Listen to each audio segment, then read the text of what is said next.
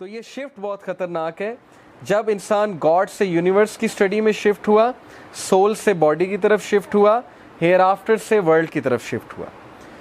अब will Durand का एक और कोट मैं आपको सुनाता हूँ। The greatest question of our time is not communism versus individualism, not Europe versus America, not even the east versus west. उसने कहा ये क्वेश्चन नहीं है कि कम्युनिज्म ठीक है कि इंडिविजुअलिज्म ठीक है, यूरोप ठीक है कि एशिया ठीक है। The greatest question is whether man can bear to live without God. ये है सवाल आज के दौर का कि can you afford to live without God. क्या गॉड को आप निकाल देंगे अपनी ज़िंदगी से? क्या आप नमाज को, स्पिरिचुअलिटी को खैर आबाद कह देंगे? क्या आप ऐसा कर सकते हैं, अफोर्ड कर सकते हैं? अगर कर सकते हैं तो करके देख लें और उसका नतीजा आपके सामने आ जाएगा। ये है असल में बात समझने की कि इंसान रूहानी है। असल में माइंड और बॉडी वो तो बस एक पार्ट है इंसान का, लेकिन मेजॉरिटी पार्ट हमारा रूह है। ये जो बात है कि इस साइंस दी अल्टीमेट ट्रूथ, क्या साइंस अल्टीमेट ट्रूथ है, इसका जवाब जो है वो मैं आपको इंशाल्लाह अभी बताता हूँ। देखें, साइंस की वजह से बहुत से लोग एथियस्ट हो जाते हैं। वो कहते हैं कि नहीं, इसका प्रूफ साइंस में नहीं है, गॉड का प्रूफ साइंस में नहीं है, रिलीजन का प्रूफ साइंस में नहीं है, तो लिहाजा गॉड नहीं है। अब जो साइंस के स्टूडेंट्स हैं उनको ये पता होगा कि हमारे इर्द गिर्द इलेक्ट्रोमैग्नेटिक वेव्स हैं। आपने पढ़ा है ना, माइक्रोवेव्स, इंफ्रारेड। आप में से किसी को इंफ्रारेड नज़र आ रही है, माइक्रोवेव्स नज़र आ रही हैं, रेडियो वेव्स आपको नज़र आ रही हैं? ये मेरे मोबाइल फ़ोन में रेडियो वेव्स आ रही हैं। ये जो वाईफाई है ये वेव्स के थ्रू आ रहा है। नज़र कहाँ आ रही हैं, दिखाएं मुझे। लेकिन सर्टन इंस्ट्रूमेंट्स हैं जो डिटेक्ट करते हैं। वो कब ईजाद हुए? अब ईजाद हुए। अब आप 200 साल पहले चले जाएं और आप 200 साल पहले जाकर क्लेम करें, सपोज आप टाइम मशीन से 200 साल पहले चले गए, आप क्लेम करें 200 साल पहले जाके लोगों को कन्विंस करें कि तुम्हें पता है कि इलेक्ट्रोमैग्नेटिक वेव्स होती हैं, इंफ्रारेड होती है, माइक्रोवेव्स होती हैं, जिससे मोबाइल फ़ोन चलेगा। पहले तो आपको कहेंगे मोबाइल फ़ोन क्या होता है, आपको उन्हें कायल करना पड़ेगा, एक तस्वीर बना के ये मोबाइल फ़ोन होता है। वो कहेंगे दिखाओ कहाँ है। आप कहेंगे अभी नहीं है, लेकिन है, मैं देख कर आया हूँ। आप कहेंगे कि तुम वैसे ही पागल हो। ठीक है, तुम कहाँ से देख कर आए, हम तुम पे कोई यकीन नहीं करते। 200 साल बाद वो चीज़ प्रूव हो गई। तो साइंस की लिमिटेशंस तो चेक करें ना। अब साइंस ब्लैक होल तक तो पहुँच गई है, ब्लैक होल तो दरियाफ्त कर लिया, लेकिन ब्लैक होल के अंदर क्या है ये साइंस नहीं बता रही अभी तक। कैसे बताएगी? कौन जाएगा वहाँ? तो टेलीस्कोप जा ही नहीं सकती ब्लैक होल के अंदर, वहाँ से तो लाइट भी एस्केप नहीं कर सकती। तो आपकी लिमिटेशन तो यहीं ख़त्म हो जाती है कि आप तो ब्लैक होल के अंदर नहीं जा सकते। तो आप कह रहे हैं कि मैं गॉड को जज करूँगा साइंस के बेस में, मैं गॉड को साइंस से साबित करूँगा या मैं साइंस से नेगेट करूँगा गॉड को।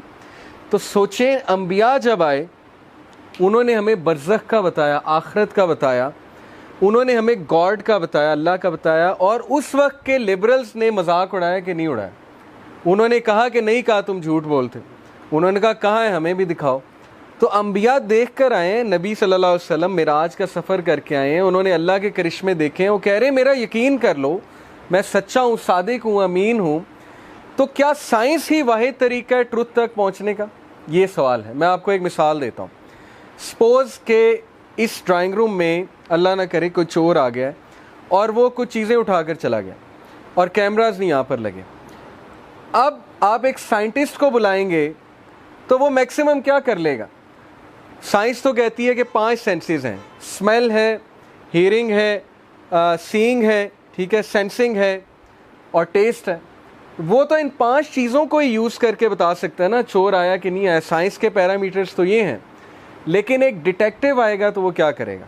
क्या ख्याल है? डिटेक्टिव कैसे बताता है कि चोर आया था कि नहीं आया था? सब कुछ सेट है, अपनी जगह पर है, लेकिन ये गायब है। सपोज कर लें लैपटॉप गायब है और एक आधी चीज़ और गायब है, तो डिटेक्टिव कैसे पहुंचेगा इस तक? उस चीज़ को क्या कहते हैं, उस प्रोसेस को क्या कहते हैं? इन्वेस्टिगेशन। और इस पूरे प्रोसेस का नाम है डिडक्टिव रीजनिंग। ऐसे ही है ना, वो डिड्यूस करेगा। उसने चोर को नहीं देखा, वो ये नहीं कहेगा हाँ मैंने देखा है, मुझे नज़र आ गया चोर। वो कहेगा कि ये खिड़की जब खुली थी तो इसके आगे पर्दा था, आप कहेंगे नहीं था। वो कहेगा अच्छा अब इसके आगे पर्दा है, इसका मतलब यहाँ कोई आया है, आपकी गैर मौजूद। फिर वो कहेगा कि ये मुझे थोड़े से जूतों के निशान नज़र आ रहे हैं, तो ये पहले थे, आप कहेंगे नहीं है। वो कहेगा कि कोई आया था। अब देखा उसने नहीं है, लेकिन वो डिडक्टिव रीजनिंग के थ्रू आपको ये साबित कर देगा कि नहीं, कोई आया है और उसने चोरी की है, कोई ह्यूमन बीइंग आया है, क्योंकि मैं आपको प्रूफ दे सकता हूँ। अब इसको हम मानते हैं कि नहीं मानते हैं? डिडक्टिव रीजनिंग चलती है कि नहीं चलती है? लॉयर्स भी यूज़ करते हैं डिडक्टिव रीजनिंग कि ऐसा हुआ था, ऐसा हुआ था, ऐसा होया होगा, तो इसलिए ये हुआ है लिहाजा। और दूसरी जो चीज़ होती है ट्रुथ तक पहुँचने की, उसको हम कहते हैं टेस्टिमनी। टेस्टिमनी की मैं आपको एग्जांपल देता हूँ। अब सपोज करें कि एक बंदा 200 साल पहले उसको ये प्रूव करना पड़ जाए कि मेरी वालदा मेरी ही वालदा है, तो कैसे प्रूव करेगा? आज तो डीएनए टेस्ट है, ऐसे ही है ना, आज तो बायोलॉजी है, डीएनए टेस्ट है, वो कहेगा मेरा डीएनए कराओ, वालदा कराओ, मैच कर लो, मैं इन्हीं का बेटा हूँ। 200 साल पहले कैसे प्रूव होगा? 300 साल पहले कैसे प्रूव होगा? क्या वो यूज़ करेगा? टैक्टिक क्या यूज़ करेगा? गवाही लेकर आएगा। 10 लोग की टेस्टमनी आ गई, मोहल्लेदारों की टेस्टमनी आ गई कि नहीं इधर ही रहता है, इन्हीं का बेटा है, तो एक्सेप्ट हो जाएगा। तो इस वक्त जिस डगर पे हम चल पड़े हैं वो एरोगेंस है। हम कहते हैं नहीं साइंस प्रूव करेगी तो मैं मानूंगा। भाई टेस्टमनी की भी तो कोई हैसियत होती है ना, डिडक्टिव रीजनिंग की भी तो कोई हैसियत होती है ना। अब गॉड को साइंस नहीं कभी प्रूव करेगी, ये मैं आपको अभी बता देता हूँ। अगर कोई ये वेट कर रहा है कि साइंस, क्योंकि साइंस इतनी लिमिटेड है, साइंस ब्लैक होल को नहीं देख सकती, गॉड को कैसे देख लेगी? अल्लाह ताला तो इस स्पेस मैटर टाइम से ही बाहर है, अल्लाह ताला तो क्रिएटर है। क्रिएटर को जो है हमारी साइंस कैसे पहुंच जाएगी? लेकिन अल्लाह ने 2 चीज़ें कही हमें कुरान में, एक ये कि मुझ तक कैसे पहुंचो, डिडक्टिव रीजनिंग, अकल यूज़ करो, उलुल अलबाब, क्रिएशन को देखो। अल्लज़ीना यतफक्करूना फ़ी ख़ल्क़िस समावाति वल अर्ज़ि रब्बना मा ख़लक़्ता हाज़ा बातिला, वो लोग जो ऑब्ज़र्व करते हैं क्रिएशन को, वो कहते हैं ये ऐसे नहीं बन सकती। एक मोबाइल फ़ोन को मैं पार्ट्स में डिस्ट्रीब्यूट कर दूँ, उसकी सिम निकाल दूँ, उसको जो है वो उसकी कंपोनेंट्स निकाल दूँ और उसका जो है बैटरी निकाल दूँ और सब कुछ निकाल कर एक डब्बे में 100 साल तक हिलाता रहूँ, तो मोबाइल फ़ोन बन जाएगा? 100 साल भी हिलाता रहूँगा, मोबाइल फ़ोन नहीं बनेगा। मोबाइल फ़ोन कब बनेगा? जब कोई इंटेलिजेंट बीइंग आएगा, उसे पता होगा ये वाला कैपेसिटर कहाँ लगना है, ये वाला पेज कहाँ पे फिट होना है, सिम कहाँ पे इंसर्ट होनी है, बैटरी किन टर्मिनल्स पे लगनी है, ऐसे ही है ना।